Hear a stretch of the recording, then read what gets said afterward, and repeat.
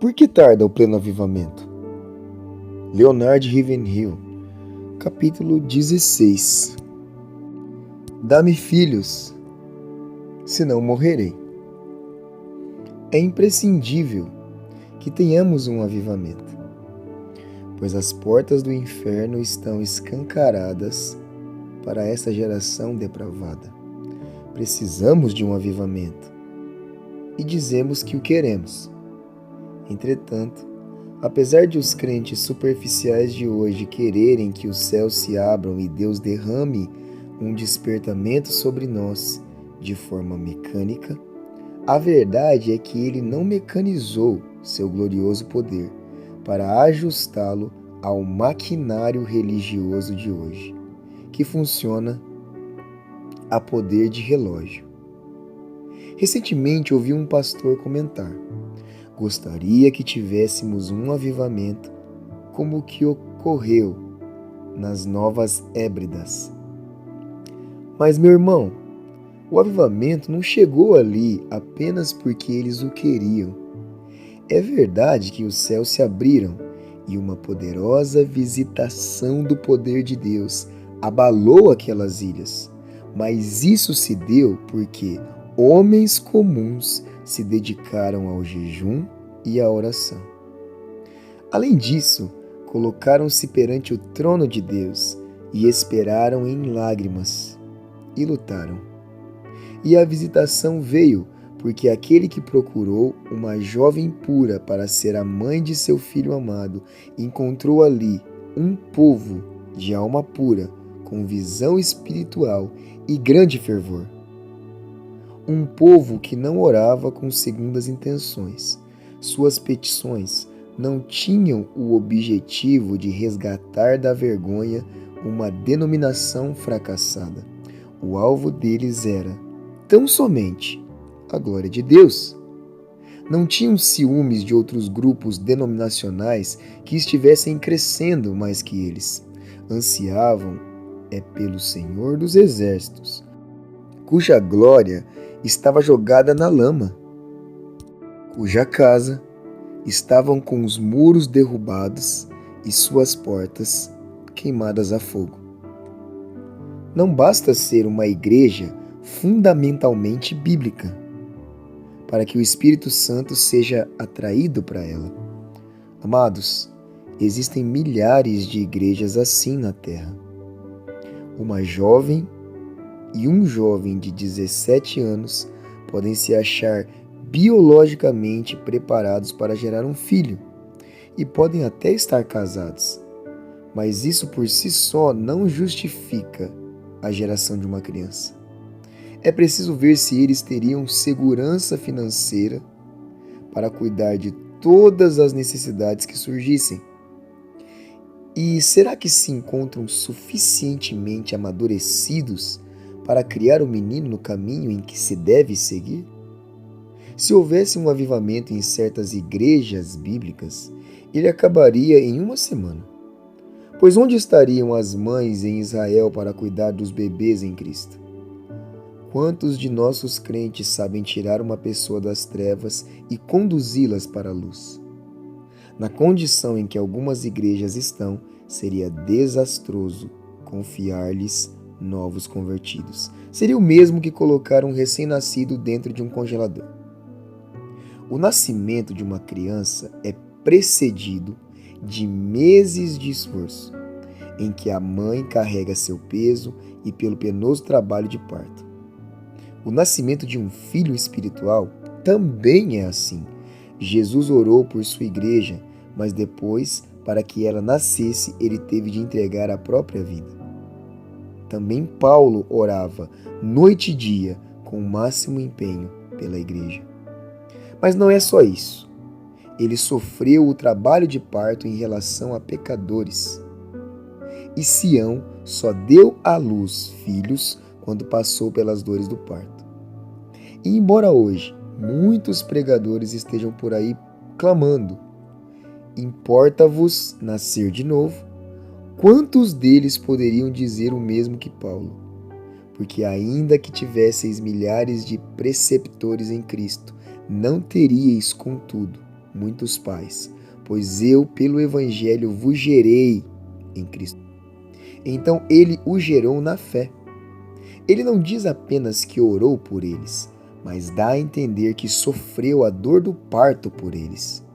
Se o número de nascimentos físicos fosse igual ao de nascimentos espirituais, a raça humana estaria hoje quase extinta.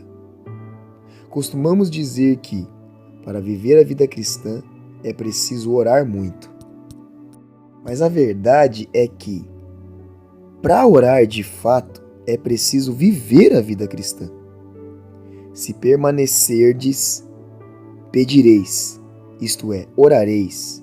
Estou ciente de que orar pela salvação de nossos entes queridos está incluído em pedir.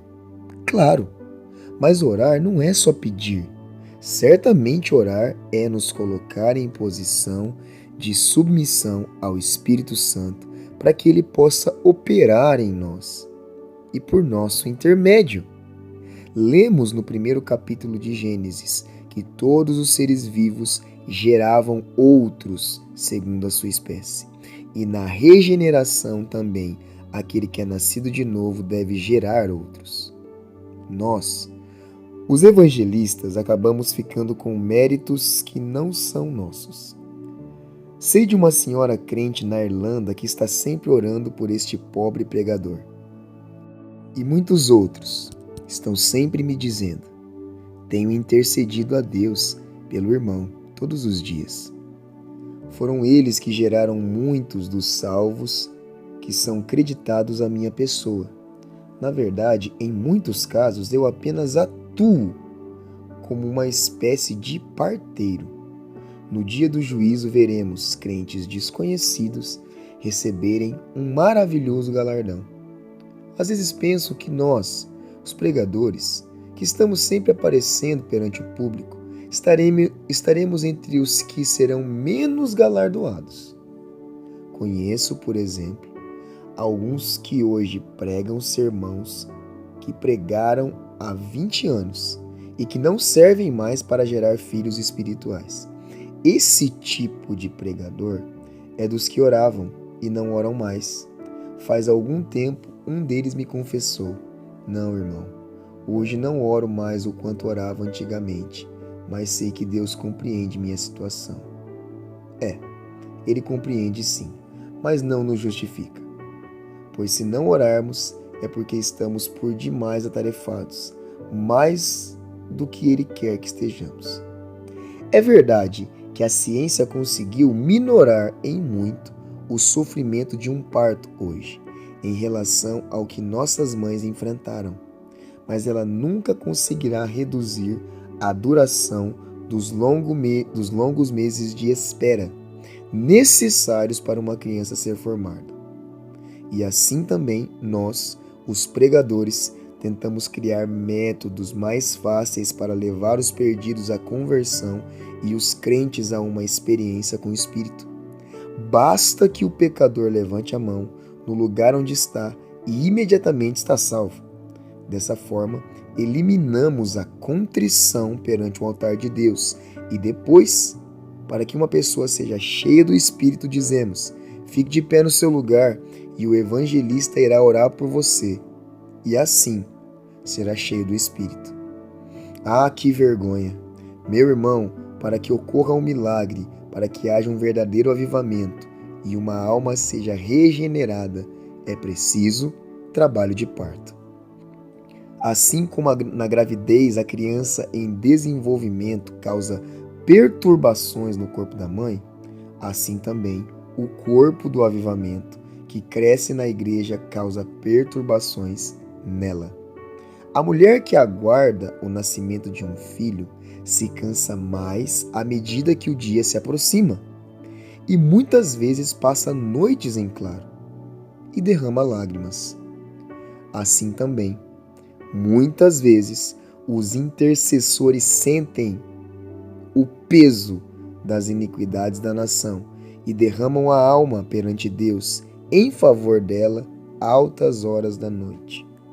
Há casos em que a mulher grávida perde a vontade de alimentar-se ou é obrigada a abster-se de certos alimentos em benefício da vida que carrega no ventre. Assim também, os crentes que se sentem envergonhados com a esterilidade da igreja fazem jejuns e são levados, por um grande amor aos perdidos, a permanecer em silenciosa intercessão perante o Senhor.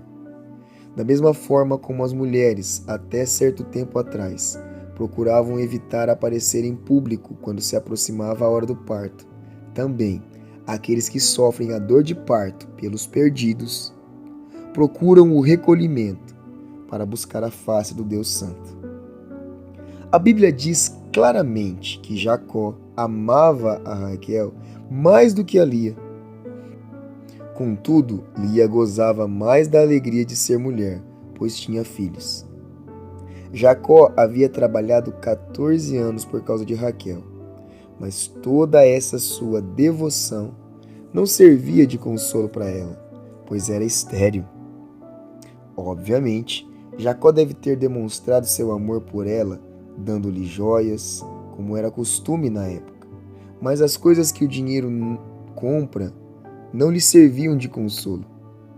E embora Raquel fosse uma mulher bonita, nem sua beleza, nem o fato de que os outros a admiravam compensavam a ausência de filhos.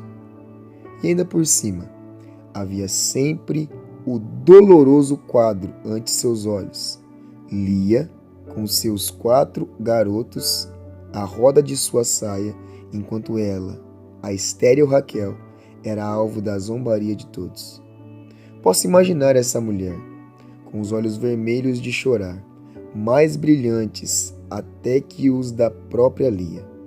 Talvez com os cabelos desgrenhados, a voz rouca de pranto, procurando Jacó, frustrada por causa de sua esterilidade, sentindo-se humilhada e desesperada com sua condição e gritando: "Dá-me filhos, senão morrerei."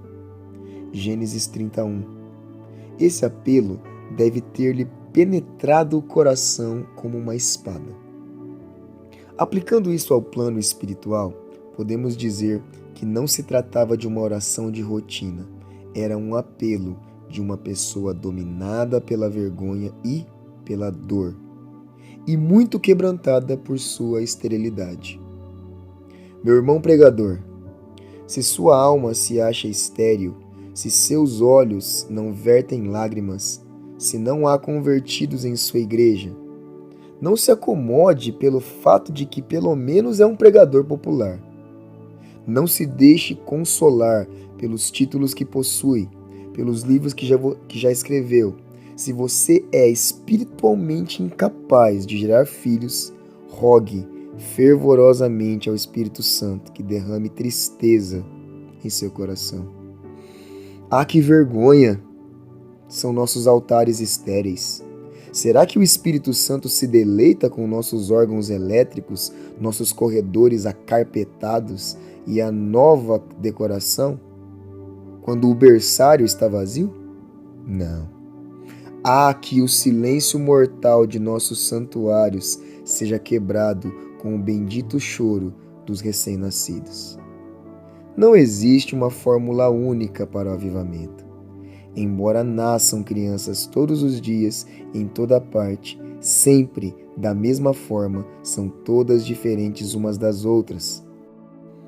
Assim também, em todas as eras tem havido avivamentos, gerados pelo mesmo processo: angústia de alma, oração incessante e preocupação com a esterilidade. Mas todos eles são diferentes entre si. Jonathan Edwards tinha uma grande igreja e não passava por aperturas financeiras, mas era atormentado pela estagnação espiritual. E tanto lhe pesava o estigma da esterilidade espiritual que, afinal, sua alma entristecida buscou a misericórdia de Deus, num silêncio banhado de lágrimas, até que o Espírito Santo desceu sobre ele. E hoje, tanto a igreja como o mundo sabem que resposta obteve sua intercessão. Os votos que fez, as lágrimas que derramou, os gemidos que deu, então, estão registrados nas crônicas dos feitos de Deus. Edwards, Zinzendorf, Wesley e outros eram irmãos espirituais, pois assim como existe uma aristocracia terrena, existe também a espiritual. Esses homens desprezavam as honrarias humanas e ansiavam apenas pela apreciação do Espírito Santo. A história política e militar dos povos gira em torno de indivíduos. Ela contém um sem número de homens daqueles que chegaram ao poder e fizeram o mundo tremer. Pensemos no gênio maligno de Hitler, por exemplo. Quantos reis ele derrubou? Quantos governos depôs? Quantos milhões de pessoas mandou para o túmulo? Ele foi, para a nossa época, um flagelo pior do que as 10 pragas para o Egito. Ele queria fazer uma coisa, e a fez. A Bíblia diz que nos últimos dias os ímpios irão praticar impiedade, mas o povo que conhece ao seu Deus se tornará forte e ativo. Daniel 11:32.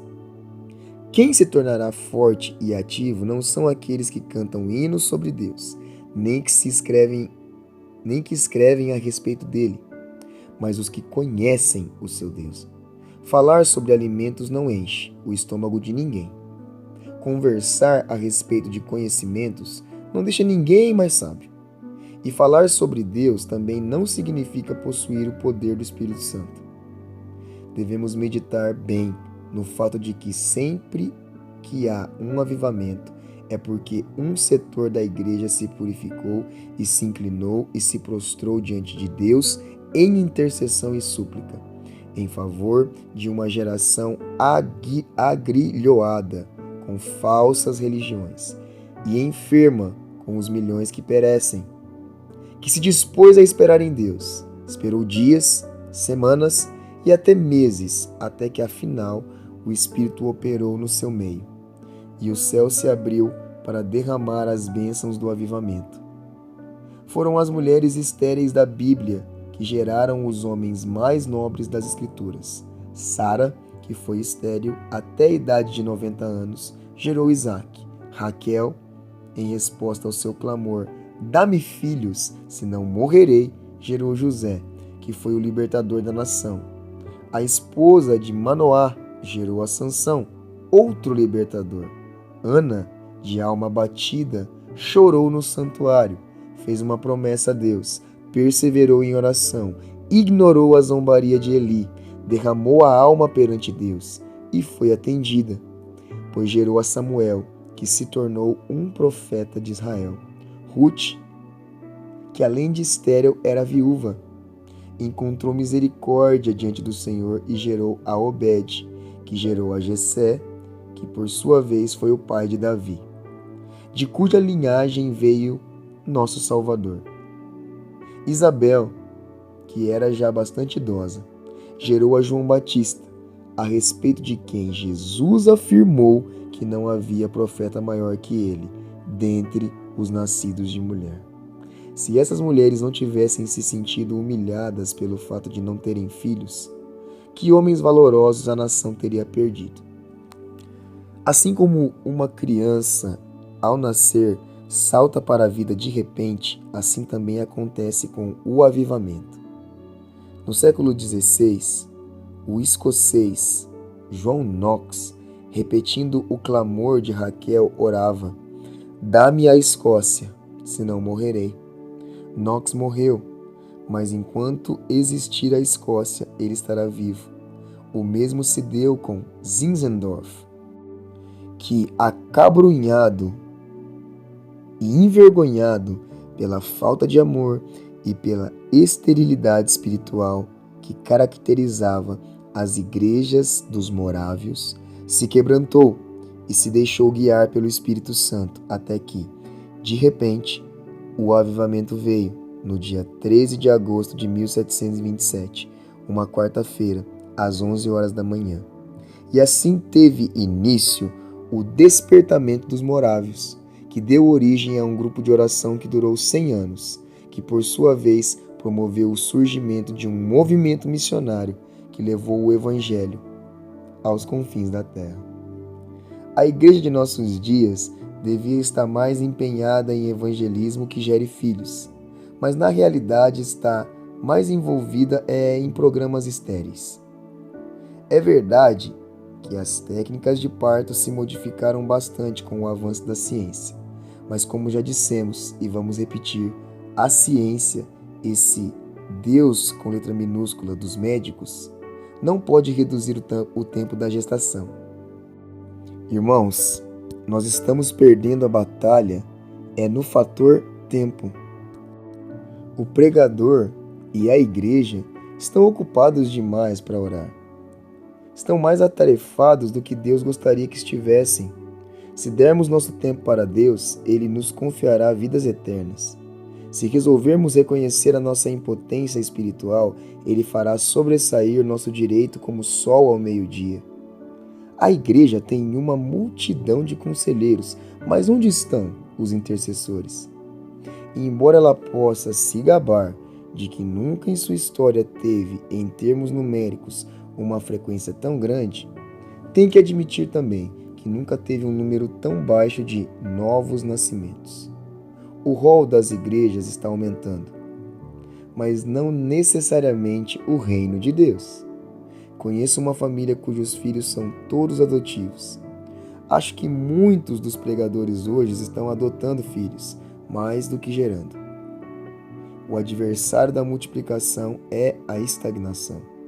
Quando os crentes se preocuparem por não estar gerando filhos espirituais e quando ficarmos cansados de nossa esterilidade de alma, então começaremos a vibrar com um temor santo e a orar com um fervor santo e a gerar com uma santa fertilidade.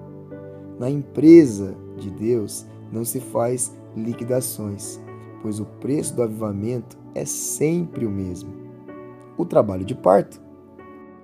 Não há dúvida de que essa geração em ruínas precisa de um avivamento. Estou bem ciente de que alguns, pelo fato de estarem adormecidos, irão escusar-se na soberania de Deus e rebater. Quando Deus decidir operar, o avivamento virá. Isso é verdade, mas não toda a verdade. Você acha que Deus está satisfeito ao ver que 83 pessoas morrem por minuto sem Cristo? Ou quem sabe, acredita que agora Ele está querendo que muitos pereçam? Ou tem o desplante de afirmar que, quando Deus resolver erguer o calcanhar e abater seus inimigos, aí sim poderemos ter um avivamento? E isso, para mim, chega às raias da blasfêmia. Nunca. Se isolarmos um trecho de um verso, retirando-o do seu contexto, poderemos provar pela Bíblia o que quisermos. Vejamos, por exemplo, o texto que diz: ora, aquele que é poderoso para fazer infinitamente mais do que tudo quanto pedimos ou pensamos. E paremos aí. O sentido dele será: Deus pode fazer tudo, mas ainda não se deu ao trabalho de fazer. Citando esse verso assim, inapropriadamente, atribuímos a Deus a culpa pelo fato de ainda não termos experimentado um avivamento. Mas vamos concluir o texto: poderoso para fazer, conforme o seu poder que opera em nós. Agora o sentido é o de que o canal para o recebimento da bênção está bloqueado. Deus não pode abençoar essa geração porque a igreja não tem poder. Então, se não temos um avivamento, a culpa é nossa. Finney afirma: o avivamento está contido em Deus. Portanto, podemos gozar de um despertamento espiritual conforme o seu poder que opera em nós. Pois receberemos poder ao descer sobre nós o Espírito Santo. E não se trata de poder para realizar milagres, pois os discípulos já os realizavam antes mesmo do Pentecoste. E também expulsavam demônios. Também não é poder para organizar, nem para pregar, nem para traduzir a Bíblia, nem para conquistar novas terras para o Senhor. Tudo isso é válido. Mas será que temos o Espírito Santo? O poder do Espírito Santo? Poder para restringir a força do diabo, para destruir fortalezas e obter o cumprimento das promessas? O que o inferno mais teme senão uma igreja ungida por Deus, dinamizada pela oração? Amados, vamos deixar de lado as questões supérfluas. Esqueçamos as diferenças denominacionais. Vamos nos consagrar inteiramente à oração e ao ministério da palavra, pois a fé vem pela pregação. Envergonhemo-nos da impotência da igreja. Sintamos profunda tristeza pelo monopólio que o diabo exerce sobre os perdidos. E então, clamaremos com o espírito angustiado e com profundo sentimento: dá-me filhos, senão morrerei. Amém. Irmãos e irmãs, a autonegação é o princípio ético básico da Igreja Cristã. Dr. Charles Inwood. Agora, interrompo minha conversa com os homens e volto-me para ti, ó Deus. Neste momento começo a ter com Deus uma comunhão que nunca terminará. Adeus, meu pai e minha mãe. Adeus, amigos e parentes. Adeus, comida e bebida. Adeus, mundo com seus prazeres. Adeus, sol, lua e estrelas. Agora acolho a ti, Deus e Pai. Chego a ti, ó doce Jesus, mediador da nova aliança. Chego a ti, bendito Espírito da graça, Deus de toda consolação. Agora chego à glória, à vida eterna. Bem-vinda, morte.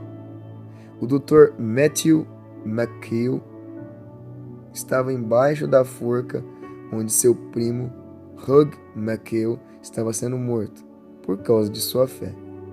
E ao ver o outro se contorcendo suspenso nas cordas, ele agarrou suas pernas e pendurou-se a elas para que morresse mais rapidamente e com menos sofrimento. E foi assim que Hugh McHale, com seu doce sorriso juvenil, foi encontrar-se com Cristo. E assim será a minha acolhida, disse ele. O Espírito e a noiva dizem: vem. A morte de Hugh McHale, membro da Igreja Reformada da Escócia. Se você gostou dessa narração, curte o vídeo aqui embaixo, se inscreva e ative as notificações para receber mais conteúdo como esse.